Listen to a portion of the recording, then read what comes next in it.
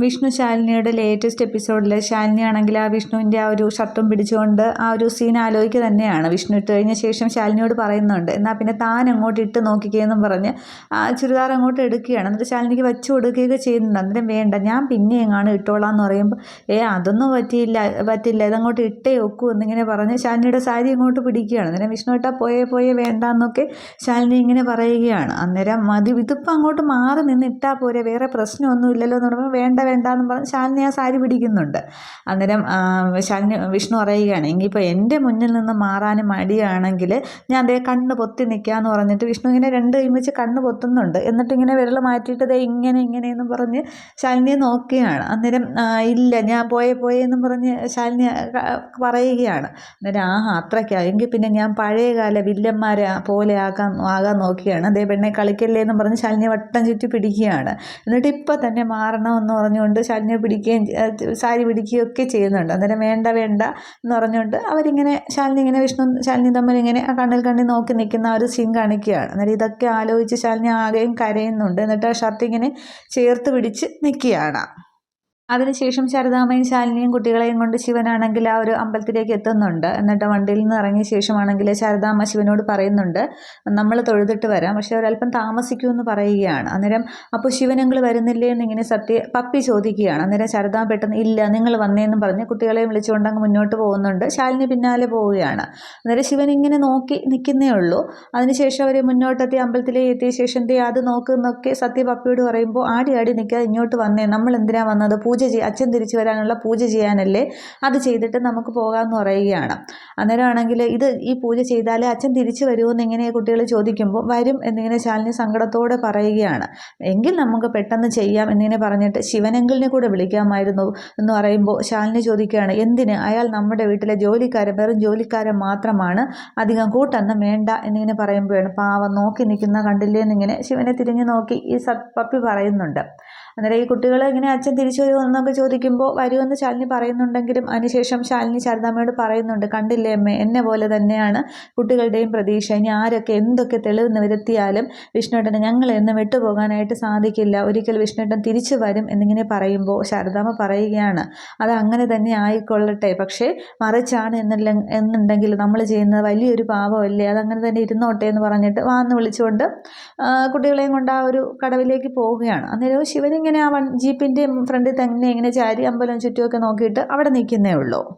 അതിനുശേഷം ശാരദാമ്മ തിരുമേനിയോട് ചോദിക്കുന്നുണ്ട്, ഈ കുട്ടികളെ കൊണ്ടാണ് ബലിയിടിക്കേണ്ടത്, അപാകതകളൊന്നും ഇല്ലല്ലോ എന്നുള്ളത്. അന്നേരം അങ്ങനെ ഒന്നുമില്ല എന്ന് പറഞ്ഞ് മുൻകാലത്ത് പുത്രന്മാരാണ് ബലിയിട്ടിരുന്നത്, പിതൃക്കൾക്ക് മോശം കിട്ടാൻ വേണ്ടിയിട്ടുള്ളതാണ് എന്നൊക്കെ പറഞ്ഞ് കുറേ ആ ഒരു ചടങ്ങിൻ്റെ വശങ്ങളൊക്കെ പറയുന്നുണ്ട്. ഇപ്പോൾ പെൺകുട്ടികളും ഇടാറുണ്ട്, ഈ കുട്ടികളെ തൊഴുതിച്ചിട്ട് ഒരു തോർത്ത് വട്ടം ചുറ്റി കൊണ്ടുവരാനായിട്ട് പറയുന്നുണ്ട്. അന്നേരം ശാരദാമ്മയാണെങ്കിൽ കുട്ടികളെയും കൊണ്ട് പോവുകയാണ്. ഈ സമയത്ത് അവിടെ ശിവനാണെങ്കിൽ ഇങ്ങനെ നിന്നിട്ട് ആകെ വിയർക്കുകയും ആകെ ഒരു വെപ്രാളവും പരവേശമൊക്കെ വരികയാണ്. ശിവൻ ആ നെഞ്ചിങ്ങനെ വേദനിക്കുകയൊക്കെ ചെയ്യുന്നുണ്ട്. ശിവനാണെങ്കിൽ പതുക്കെ വണ്ടിയുടെ അടുത്ത് നിന്ന് നടന്ന് ആ അമ്പലത്തിൻ്റെ ആ ഒരു മുറ്റത്തിലേക്ക് ഇങ്ങനെ നടന്നു വരുമ്പോഴും ശിവൻ ആകെപ്പാടെ ഒരു വെപ്രാളമൊക്കെ കാണിക്കുകയാണ്. അതിനുശേഷം ശാരദാമ്മ പോയ ശേഷം ശാലിനിയാണെങ്കിൽ തിരുമേനിയോട് പറയുന്നുണ്ട്, എൻ്റെ വിഷ്ണുവേട്ടൻ മരിച്ചു എന്നതിന് എനിക്ക് ഒരു വിശ്വാസവുമില്ല, തിരിച്ചു വരുമെന്ന് തന്നെയാണ് എൻ്റെ പ്രതീക്ഷ, ഇതേപോലെ വിഷ്ണുവേട്ടനെ പോലെ ഉള്ള ഒരാളിനെ മധുരയിൽ വെച്ച് ഇങ്ങനെ സംസ്കരിക്കുകയുണ്ടായി, ഒരു ആംബുലൻസ് ഡ്രൈവർ ജോത്സ്യൻ പറഞ്ഞ അനുസരിച്ചാണ് ഇതൊക്കെ ചെയ്യുന്നതെന്ന് പറയുമ്പോൾ ഇങ്ങനെ ആ ഒരു പ്രതീക്ഷ ഉണ്ടെങ്കിൽ ഇതൊക്കെ ചെയ്യേണ്ടതുണ്ടോ എന്ന് ചോദിക്കുകയാണ്. അന്നേരം അമ്മയുടെ അതുകൊണ്ടാണ് അമ്മയുടെ നിർബന്ധത്തിന് വഴങ്ങിയാണ് എന്ന് പറയുമ്പോൾ, അപ്പോൾ കുട്ടികളോട് എന്ത് പറഞ്ഞിട്ടാണ് ചെയ്യിക്കുന്നതെന്ന് ചോദിക്കുമ്പോൾ അച്ഛൻ തിരിച്ചു വരുമെന്ന് പറഞ്ഞിട്ടാണ് ചെയ്യിക്കുന്നതെന്ന് പറയുമ്പോൾ ഇതൊരു വലിയ പരീക്ഷണഘട്ടമാണല്ലോ, മന്ത്രമൊക്കെ മറച്ചു വെച്ച് വേണമല്ലോ കുട്ടികളെ കൊണ്ട് ചെയ്യിക്കാനായിട്ട്, എല്ലാം പരീക്ഷണം എന്നിങ്ങനെ പറയുന്നുണ്ട്. ഈ സമയത്ത് ശാലിനി കൊണ്ടുവന്ന കവറിൽ നിന്നും വിഷ്ണുവിൻ്റെ ഫോട്ടോ എടുത്ത് തിരുമേനിയെ കാണിക്കുന്നുണ്ട്. ഇതാണ് വിഷ്ണു മരിച്ചുപോയ ആൾ എന്നിങ്ങനെ പറഞ്ഞിട്ട്, ഇതാണ് എൻ്റെ വിഷ്ണുവേട്ടൻ എന്ന് പറഞ്ഞിട്ടാണ് ഈ ഫോട്ടോ കൊടുക്കുന്നത്. അന്നേരം തിരുമേനി ഇങ്ങനെ ഫോട്ടോ ഇങ്ങനെ നോക്കുന്നുണ്ട്. അപ്പോഴത്തേക്കും ശാരദാമ്മയും കുട്ടികളും കുട്ടികളുമായിട്ട് വരുന്നുണ്ട്. അന്നേരം തിരുമേനി ഒന്നുകൂടി ഫോട്ടോ നോക്കിയിട്ട് പറയുകയാണ്, ഇതേപോലെ ഒരാളിനെ ഇന്നലെ കഴിഞ്ഞ ദിവസം ബലിയിട്ടല്ലോ എന്ന് പറയും, ഒരു സ്ത്രീ വന്ന് ബലിയിട്ടു എന്ന് പറയുകയാണ്. എൻ്റെ ഓർമ്മ ശരിയാണ്, ഇന്നലെ തന്നെയാണെന്ന് പറയുന്നുണ്ട്. ഇയാൾക്ക് സഹോദരിയോ മറ്റോ ഉണ്ടോ എന്ന് ചോദിക്കുമ്പോൾ ഉണ്ട്, പക്ഷേ അവർക്കാർക്കും ഇതൊന്നും അറിയില്ല എന്ന് പറയുകയാണ്. പക്ഷേ അപ്പോൾ ഇത് തന്നെയാണോ എന്ന് ശാലിനി ചോദിക്കുകയാണ്. അന്നേരം അത് ഏകദേശം ഇതുപോലെയൊക്കെ തന്നെയാണ്, വേണ്ടപ്പെട്ട ഒരാളെന്ന രീതിക്കാണ് ആ സ്ത്രീ ബലിയിട്ടത്, പക്ഷേ ബലിയിടുമ്പോൾ ഞാൻ ശ്രദ്ധിച്ചിരുന്നു, അവരെ കണ്ണ് നിറഞ്ഞിരുന്നു എന്ന് പറയുകയാണ്. അന്നേരം ശാലിനി ശാരദാമ്മയ്ക്ക് ആകെ ഇങ്ങനെ കൺഫ്യൂഷനിലാവുന്നുണ്ട്. അന്നേരം എന്തായാലും നമുക്ക് ചെയ്യേണ്ട ചടങ്ങ് തുടങ്ങാം എന്ന് പറഞ്ഞിട്ട് ആ ഒരു ചടങ്ങിൻ്റെ വശങ്ങളൊക്കെ തിരുമേനി കുട്ടികളെ കൊണ്ട് ചെയ്യിക്കുകയാണ്. ഇതേ സമയം അവിടെ രേഷ്മയുടെ വീട്ടിൽ രേഷ്മയെ ശെൽവിയും കാണിക്കുന്നുണ്ട്. വിഷ്ണുവിൻ്റെ ഒരു ഫോട്ടോയിൽ ഇങ്ങനെ മാലയൊക്കെ ഇട്ട് വെച്ചിരിക്കുകയാണ്, വിളക്കൊക്കെ കത്തിച്ച് വെച്ചിട്ടുണ്ട്. അതിൻ്റെ മുന്നിൽ വിഷ്ണുവിൻ്റെ ചിതാഭസ്മം ഇങ്ങനെ കുടത്തിലാക്കി ഇങ്ങനെ ചുവന്ന പട്ടക്കുള്ള തുണിയൊക്കെ വെച്ചിങ്ങനെ മൂടി വെച്ചിരിക്കുകയാണ്.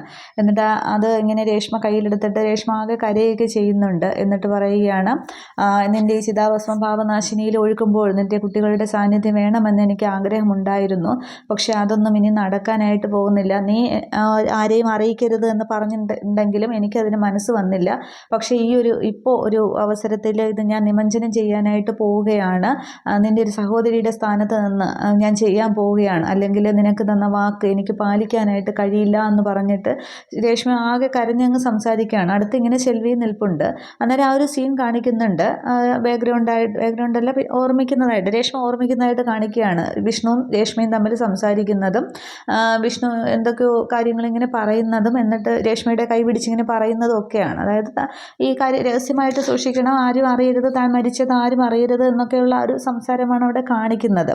അന്നേരം പിന്നെ ആ സിയെ ആകെ പ്രശ്നക്കാരനാണ്. ഇനി ഇതിവിടെ വെച്ചുകൊണ്ടിരുന്നാൽ അവർ കണ്ടുപിടിക്കുക തന്നെ ചെയ്യും. ഇത്രയും കാലം ഞാൻ അറിയിക്കാതെ എല്ലാവരെയും പിടിച്ചു നിന്നില്ലേ, നിനക്കുള്ള വാക്ക് പാലിച്ചില്ലേ, അപ്പോൾ ഇനി ഇത് ഞാൻ ഒഴുക്കാൻ പോവുകയാണ് എന്നിങ്ങനെ പറയുമ്പോൾ സെൽവി പറയുന്നുണ്ട്, നമുക്ക് മധുരയിൽ പോകാം, അവിടെ കൊണ്ടുപോയി ചെയ്യുമ്പോൾ ആരും അറിയില്ല എന്ന് പറയുകയാണ്.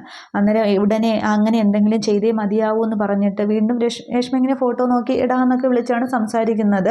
നീ എനിക്ക് പിറക്കാതെ പോയ കൂടപ്പിറപ്പ് തന്നെയാണ്, അല്ലെങ്കിൽ ഇത്രയും സ്വാതന്ത്ര്യത്തോടെ നിൻ്റെ ഈ കർമ്മങ്ങൾ ഒരു സഹോദരിയുടെ സ്ഥാനത്ത് നിന്ന് എനിക്ക് ചെയ്യാനായിട്ട് സാധിക്കില്ലല്ലോ. പിന്നെ ഒരു കാലത്ത് ഇതെല്ലാവരും അറിയുകയാണ് എന്നുണ്ടെങ്കിൽ കുട്ടികളെ കൊണ്ടുവന്ന് ഒരു പ്രായശ്ചിത്ത കർമ്മം ഞാൻ ചെയ്യിപ്പിക്കാം, അല്ലാതെ എനിക്ക് വേറെ വഴിയൊന്നുമില്ല, നിനക്ക് തന്ന വാക്ക് എനിക്ക് പാലിച്ചേ മതിയാകൂ എന്നൊക്കെ ഇങ്ങനെ ഈ കൊടുവും കൈ പിടിച്ച് ഫോട്ടോയിൽ നോക്കി രേഷ്മ രണ്ട് കണ്ണൊക്കെ ഇങ്ങനെ നിറഞ്ഞൊഴുകി ഇങ്ങനെ സംസാരിക്കുകയാണ്. അന്നേരം ആ വിഷ്ണുവിൻ്റെ ആ ഒരു ചിരിച്ച മുഖമുള്ള ഫോട്ടോയിൽ ഇങ്ങനെ മാലയിട്ട് വെച്ചേക്കുന്നതും രേഷ്മയുടെ മുഖം ഇങ്ങനെ മാറി മാറി കാണിക്കുകയാണ്. ആ രേഷ്മ മുമ്പ് വിഷ്ണുവിന് കൊടുത്ത വാക്കും അവർ തങ്ങളിൽ സംസാരിക്കുന്നതൊക്കെ സീനും ഒക്കെ ഇങ്ങനെ കാണിക്കുന്നുണ്ട്. ഇതേ സമയം അവിടെ ആ ഒരു കടവിലാണെങ്കിൽ പിന്നെ ഈ വിഷ്ണുവിൻ്റെ ആ ഒരു ബലിതർപ്പണ ചടങ്ങും നടക്കുന്നുണ്ട്. അവിടെയും വിഷ്ണുവിൻ്റെ ഫോട്ടോ ഇങ്ങനെ മാല വെച്ചിട്ട് കുട്ടികളെ കൊണ്ട് ഇങ്ങനെ ആ ഒരു പിണ്ടം ഒരു ഇലയിലേക്ക് വയ്ക്കുന്ന ആ ഒരു ചടങ്ങാണ് തിരുമേനിയോടെ ചെയ്യിപ്പിക്കുന്നത്. തുടർന്നാണെങ്കിൽ അവിടെ വിഷ്ണുവിൻ്റെ മാലയിൽ ഫോട്ടോയൊക്കെ ഇട്ട് വച്ചിരിക്കുന്നത് കണ്ടിട്ട് സത്യ ചോദിക്കുന്നുണ്ട്, എന്തിനാ അമ്മ അച്ഛൻ്റെ ഫോട്ടോയിൽ മാല ഇട്ടിരിക്കുന്ന, വിളക്കൊക്കെ കത്തിച്ച് വെച്ചിരിക്കുന്നത് എന്താണെന്ന് ചോദിക്കുന്നുണ്ട്. അന്നേരമാണെങ്കിൽ അച്ഛൻ തിരിച്ചു വരാൻ വേണ്ടിയിട്ടാണ് എന്നൊക്കെ ഇങ്ങനെ ശാരദാമ്മ പറയുമ്പോൾ ശാലിനി ആകെ ഇങ്ങനെ കണ്ണ് നിറഞ്ഞ് നിൽക്കുകയാണ്. തുടർന്ന് തിരുമേനി ഓരോന്ന് പറഞ്ഞു കൊടുക്കുന്നുണ്ട്. പൂവെടുത്ത് അങ്ങനെ വെള്ളം എടുത്ത് ഇങ്ങനെ പവിത്രമെടുത്ത് മോതിര വിരലിട് എല്ലാം ഇങ്ങനെ കുട്ടികളെ കൊണ്ട് ശാരദാമ്മ അങ്ങ് ചെയ്യിക്കുകയാണ്. കണ്ണൊക്കെ നിറഞ്ഞ് ശാലിനി ഇത് നോക്കി നിൽക്കുകയാണ്. എന്നിട്ട് ആ ഉരുള ഉരുട്ടി ആ ഒരു ഇലയിലേക്ക് സമർപ്പിക്കാൻ പറയുകയാണ്. എന്നിട്ട് തിരുമേനി പറയുന്നുണ്ട്, എൻ്റെ ജീവിതത്തിൽ ആദ്യമായിട്ടാണ് അച്ഛൻ തിരിച്ചു വരുമെന്ന് പറഞ്ഞുകൊണ്ട് കുട്ടികളെ കൊണ്ട് ഇങ്ങനെ ഒരു ബലിതർപ്പണം ചെയ്യിപ്പിക്കുന്നത്. എന്ത് ചെയ്യാം, കുട്ടികളെല്ലാം മറച്ചല്ലേ ചെയ്യുന്നത്, അതിന് ആർക്കും ദോഷമൊന്നും വരില്ല, അതങ്ങനെ തന്നെ ആയിക്കോട്ടെ എന്ന് പറഞ്ഞിട്ട് ആ ഇലയിലിരിക്കുന്ന ചോറ് ഒരു ഉരുളയാക്കി ഉരുട്ടി അതിലേക്ക് സമർപ്പിക്കാൻ പറയുകയാണ്. കുട്ടികൾ അങ്ങനെ അതിങ്ങനെ ഉരുട്ടുകയാണ്. ശാരദാമ്മ പറയുന്നതനുസരിച്ച് ഇങ്ങനെ ചെയ്യുന്നുണ്ട്.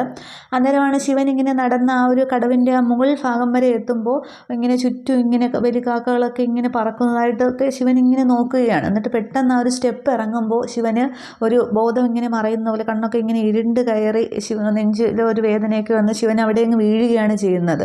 അന്നേരം ആ ശബ്ദം ഇവരിങ്ങനെ താഴെ നിന്നുകൊണ്ട് അത് കാണുന്നുണ്ട്, ശിവൻ വീഴുന്നത്. അന്നേരം ഈ കുട്ടികൾ ഉരുള ഉരുട്ടിയിട്ടേ ഉള്ളായിരുന്നുള്ളൂ, അതിലേക്ക് സമർപ്പിച്ചില്ല. അന്നേരം രണ്ടുപേരുടെയും കയ്യിൽ നിന്ന് ആ ഉരുള അങ്ങ് ശയ്യോ ശിവനങ്കിൽ എന്നും പറഞ്ഞ് ഈ കുട്ടികളങ്ങ് എഴുന്നേൽക്കുന്നുണ്ട്. ആ ഉരുള ഉരുട്ടിയ വലിച്ചോറ് അങ്ങ് തറയിലങ്ങ് രണ്ടുപേരുടെയും കയ്യിൽ നിന്ന് തറയിൽ വീഴുന്നുണ്ട്.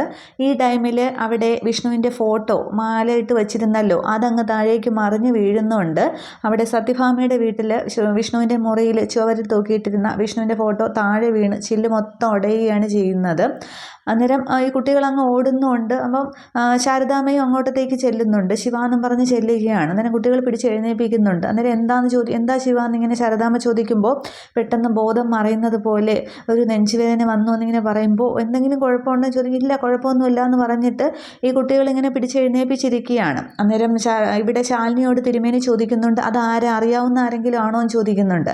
അന്നേരം ഞങ്ങളുടെ ഡ്രൈവറാണെന്ന് പറയുമ്പോൾ ആരായാലും ശരി, നിങ്ങൾ ബലിയിടാൻ പോകുന്ന ഈ ആൾ മരിച്ചിട്ടില്ല, അയാളുടെ ജീവൻ ഇവിടെ എവിടെയോ ഉണ്ട് എന്നിങ്ങനെ പറയുമ്പോൾ ശാലിനിക്കൊന്ന് സന്തോഷം വരികയാണ്. കണ്ടില്ലേ, നിമിത്തം അങ്ങനെയാണ് കാണിക്കുന്നത്, ഫോട്ടോ പോലും മറിഞ്ഞു പോയി.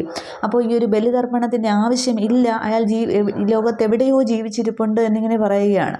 അന്നേരം ശാരദാമ്മയും ഓടിക്കൊണ്ട് ഇങ്ങോട്ടത്തേക്ക് വരുന്നുണ്ട്. എന്താ തിരുമേനിയും ചോദിക്കുമ്പോൾ നിമിത്തം കാണിക്കുന്നത് ഇയാൾ മരിച്ചിട്ടില്ല, എവിടെയോ ജീവിച്ചിരിപ്പുണ്ട് എന്നാണ് എന്ന് പറയുക. ഫോട്ടോ പോലും മറിഞ്ഞത് കണ്ടില്ലേ എന്ന് പറയുകയാണ്. അന്നേരം ശാലിനി ആ ഫോട്ടോയും എടുക്കുന്നുണ്ട്. എന്നിട്ട് പറയുകയാണ്, വിഷ്ണുവേട്ടൻ ജീവിച്ചിരിപ്പുണ്ടെങ്കിൽ എവിടെയാ എന്നിങ്ങനെ ഫോട്ടോ നോക്കി ചോദിക്കുകയാണ്. അനുവിനെ ബലി തർപ്പണം കുട്ടികളെ ചോറ് കിട്ടുമ്പോൾ ശാലിനി ഇങ്ങനെ ആലോചിക്കുന്നുണ്ട്. അന്ന് ആ കടപ്പുറത്ത് പറഞ്ഞത്, ഞാൻ വിഷ്ണുവും ശാലിനിയും കൂടി ഇരുന്നിട്ട് നമ്മൾ രണ്ടുപേരും 100 വർഷം ഭൂമിക്ക് ഭാരമായിട്ട് ജീവിച്ചിരിക്കും എന്നൊക്കെ പറഞ്ഞ് ഓർമ്മിച്ച് ശാലിനി അങ്ങ് നന്നായിട്ട് കരഞ്ഞങ്ങ് രണ്ട് കണ്ണിൽ നിന്ന് ഇങ്ങനെ കണ്ണുനീരൊക്കെ ഒഴിയാണ് ആ ഒരു ചടങ്ങിങ്ങനെ നോക്കി നിന്നത്. അന്നേരം ശാരദാമ്മയോട് ചോദിക്കുന്നുണ്ട്, അമ്മ ഇതിപ്പോൾ ഏതാ ഞാൻ വിശ്വസിക്കേണ്ടത്, ആര് പറയുന്നതാ വിശ്വസിക്കേണ്ടത്, വിഷ്ണുവേട്ടൻ ഉണ്ടെങ്കിൽ എവിടെ എന്നൊക്കെ പറഞ്ഞ് ആ ഫോട്ടോ അങ്ങ് നെഞ്ചോട് ചേർത്ത് പിടിച്ച് ശാലിനി കരയുകയാണ്. അതേസമയം അവിടെ കുട്ടികളെ ശിവനെ എഴുന്നേൽപ്പിച്ച് ആ ഒരു സ്റ്റെപ്പിലേക്ക് ഇരുത്തുന്നുണ്ട്. എന്നിട്ട് ഇപ്പോൾ നെഞ്ചുവേദന ഉണ്ടോ അങ്കിളെ, എന്താ കുഴപ്പമുണ്ടോ, ഡോക്ടറെ കാണാൻ പോകണോ എന്നൊക്കെ ഈ കുട്ടികൾ മാറി മാറി ചോദിച്ചുകൊണ്ടിരിക്കുകയാണ്. അന്നേരം ഇല്ല, കുഴപ്പമൊന്നുമില്ല എന്ന് പറഞ്ഞ് ശിവനാണെങ്കിൽ ഈ കുട്ടികൾ രണ്ടുപേരെയും ചേർത്തങ്ങ് പിടിക്കുകയാണ്.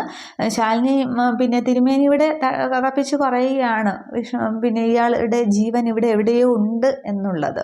പക്ഷെ അതെങ്ങനെയാണെന്നുള്ള കാണിക്കുന്നില്ല. ഇവിടെ രേഷ്മയാണെങ്കിൽ ചിതാഭസ്മമായിട്ട് നിൽക്കുകയും ചെയ്യുന്നു, വിഷ്ണുവിൻ്റേതാണ് എന്ന് പറഞ്ഞിട്ട്. ഇത്രയുമാണ് ഈ ഒരു എപ്പിസോഡിൽ കാണിക്കുന്നത്. അപ്പോൾ അടുത്ത എപ്പിസോഡിലായിരിക്കും ആ ഒരു ചിതാഭസ്മമൊക്കെ ആയിട്ടുള്ള രേഷ്മയെ പിടിക്കുന്നതും ഒക്കെ. അതൊക്കെ അടുത്തടുത്ത സീനുകളിൽ ആ ഫോട്ടോ അവിടെ വിഷ്ണുവിൻ്റെ റൂമിൽ വീണത് ആരും കണ്ടിട്ടുമില്ല. അതൊക്കെ ഇനി അടുത്ത എപ്പിസോഡിൽ കാണാം. എന്തായാലും മഹാ എപ്പിസോഡ് കൂടി എന്താണ് ഏതാണ് എന്നുള്ളതൊക്കെ വ്യക്തമാകും, നമുക്ക് കാണാം. Okay, thank you.